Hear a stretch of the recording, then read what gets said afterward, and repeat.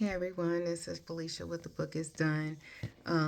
This is going to be a real quick review because if anything, I have more questions than answers to what I just read.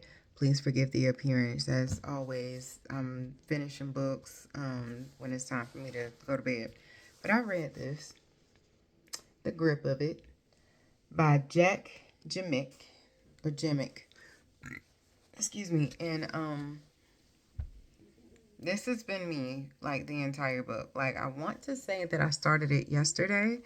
Um and I mean it's not to say it's a quick read, but it is a quick read. It was like 273, 67 pages. Um have you ever had it as to where, and no shade against the author at all, like no shade. This is the first that I've read of hers.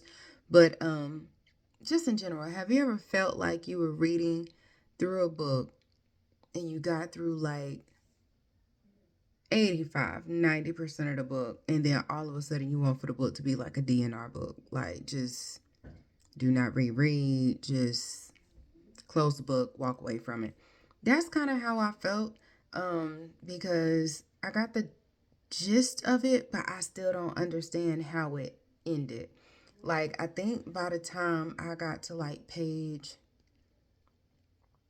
250, 255, I was pretty much over it. Like I was just ready to be done with the book. But I was like, I'm not gonna quit reading a book. I read 90% of the book, 95% of the book. Let's just finish it out. So, spoilers. Or not spoilers, triggers. Trying to think. There really aren't any triggers. I could see how like with some of this it could be like maybe some concern with some mental health issues. Even though like nothing was like officially diagnosed in the book. It was a medical condition that was diagnosed, but even still, it just didn't make sense to me. Um, but outside of that, that's pretty much it. It was some talk. It was a lot of talk of bruises and things of that nature, but it was nothing about like physical abuse, spousal abuse, nothing like that.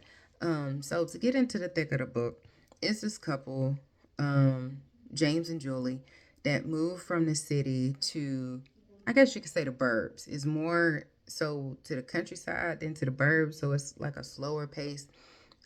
So they live out by fields and all this kind of stuff in comparison to where they came from, which is like buildings everywhere with the city. So they wanted to change of pace. They were in an apartment. They decided to buy their first home. So they go and buy this home, and it's something about the home that's just creepy. It's just something isn't right. Is for super cheap. The house is for super cheap. And I in my mind I deemed it as a fixer upper. That's how it was described to me. That's how I perceived it rather. So at first, like already Julie was like, I don't know if I want to move into this house. James is like, let's give it a go. I mean, but if you don't want to move here, we won't move here. They end up buying a house, and it's like some shady boot stuff. They keep hearing this noise even when they were walking through the house with the realtor, and the realtor was like, oh, that's just the house settling. Oh, it's just a leak, or it's just something, we'll get it fixed when we do the inspection type thing. They bought a house, and all of these, like the first thing that starts happening is that Julie has like this super super horrible bruise, like deep purple, almost black bruise on her neck, like somewhere on her neck. And her coworker Connie um notices it, and she's like, "Oh my gosh, like what happened? Like is James beating on you?" type thing. And she was like, "What are you talking about? I didn't even know it was a bruise." Like she has no idea how the bruise got there. So she takes a picture because she can't see it. Like she's trying to find it, and she can't see it. So Julie takes a picture, and she's like, "Oh my gosh, like what in the world is going on?" So, this is something that I'm just gonna say I didn't like. Every chapter it goes back and forth between James and Julie, but you don't know who was speaking. Like you have to give it like a couple of sentences or sometimes a paragraph or two before you realize whose point of view you're reading from. So that was just something that kind of threw me off because at first I was just like, this doesn't make sense with the first chapter that I just read. Like, whose point of view, whose perspective am I reading from? Excuse me. So that was something that kind of like threw me off constantly throughout the book. But back to that. So um, they notice that they hear children like in the backyard.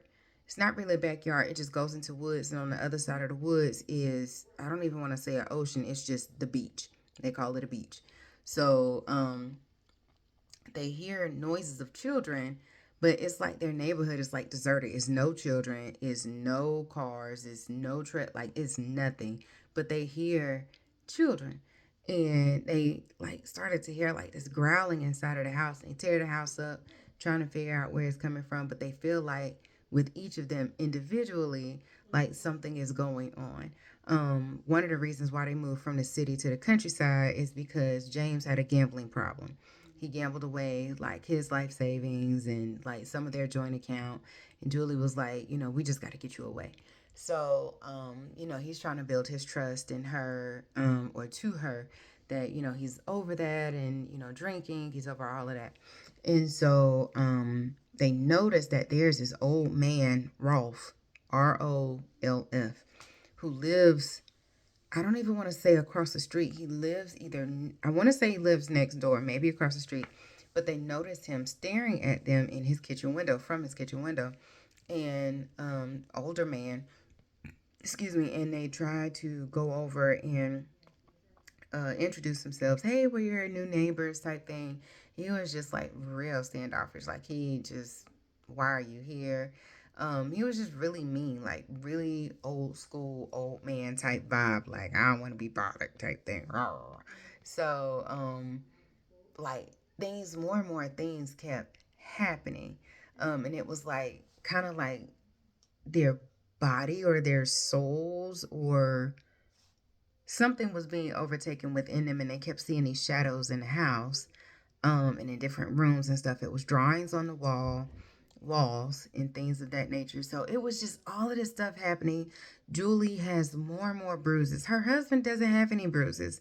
They have like similar dreams and all this kind of stuff. And long story short, they oh well, alongside the story, I don't know how they end up in this man's house, their neighbor's house, Rolf, but like they would black out and they would come to, and like they were either in Rolf's house or in a cave. They noticed the cave when they were walking alongside the beach. And it just doesn't make sense. So it said that a family, the town had all these horror stories about the house that they were living in, but it was different stories. Like it was a family and their son. They had two boys, and one of the sons died. And then there was another one about how they had a daughter, and she was wild. She was out in the streets, and like just mentally unstable, and she had aphasia, she had schizophrenia, she had all of this stuff, and they said that she died, but they couldn't find the body. And I'm just like, okay, so it's not to say it's all over the place, but it just kind of has you like trying to put pieces together, because it's like James is trying to figure out what the weather's going on. Julie is trying to figure out what the weather's going on. She got all these bruises, and I mean just everywhere, ankles, back from her neck all the way down to her clavicle. Like she just is a lot, and these are big, big bruises. Then it's like, I guess towards the end of the book, I'm just gonna put it out here because I still don't understand what the hey I just read. Please feel free to put in the comments if you've read this book and you understand it, because I'm so lost right now, y'all. And so, from my understanding, from what I gathered, she jumped off the roof. I don't even know how they got up top the roof when I thought they went in a cave, but she jumped off the roof. Um, she has internal bruising. Um, and previously, Julie had filed a missing persons report for the neighbor Rolf, because they couldn't. I don't know why Rolf didn't want to be bothered, but she still felt led to file a missing persons report. Why? At the end of the story, he still wasn't found. Don't know what's going on with that. So, fast forward. Julie's in the hospital. She jumped off the roof. They had her restrained. She had all of these bruising on the inside, and said that she's some kind of internal fungal. It was an infection, and she had mold growing on the inside of her body, and it was just a whole bunch of stuff. And then James, while he's sitting alongside her, he develops a cough, like a nasty, nasty cough. They were trying to get like allergy tests, and they said that it was mold of some kind, but everything came back clear. And then it's just like the end of the story, and they made the decision to sell a house. They finally decide to bring James' parents to visit. Now Julie had her dad and stepmom come to the house early on in the book, and stepmom was like, I don't like this house. I will give you the money for y'all to get up out of here. Y'all, I will loan you the money. You can keep some of the money.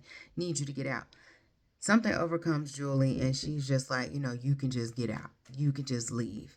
And so, give me a minute. Give me a minute. I'm sorry, but still, all of this stuff is going on, and it's like, what the what? So his parents finally come to the house, and they're just like, oh, this house is great, and I'm like, what the what is going on? Like, just I don't understand.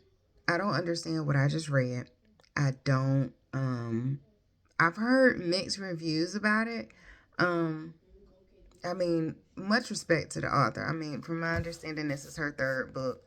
Um, she's written um My Only Wife in a different bed each time. So yeah, this is her third book. This is the book again, The Grip of It. And so I need y'all's help. I need you to tell me what understanding you got from it. What did I miss? Because clearly this is the first book that I've read where I'm just so unsettled. I'm just like, I was getting into the book. I'm like, okay, we get into the crescendo, and then it was just like nothing. And I'm like, did I miss something? Like, I read books, I do books, but at the same point in time, what did I just read? So whatever advice, whatever information, whatever insight, even the author. Hey, Jac Jemc, JACJEMC. I'm so sorry, I don't know how to pronounce your name. If whatever feedback, whatever direction, whatever how you went with the book, please, I would love to know, because I want to read the other two books, or at least one of them, just to kind of see, like, okay, is it this particular book that's giving me this vibe, or if it's just me. I don't know. I don't know. I'm open to it. I am open to it. I'm going to start another book tonight, try to get my nerves together and see. Like, I'm not spooked out. I just want to have a better understanding of what it is that I just read, y'all. And so, again, it's called The Grip of It by Jac Jemc, Jimmick, huh. And so it's everywhere. It's in Amazon, Walmart, Target, um, I'm pretty sure Barnes and Noble, where anywhere your major retailer stores. Feel free to give it a go. Let me know your insights. This is Felicia with The Book Is Done. What's next?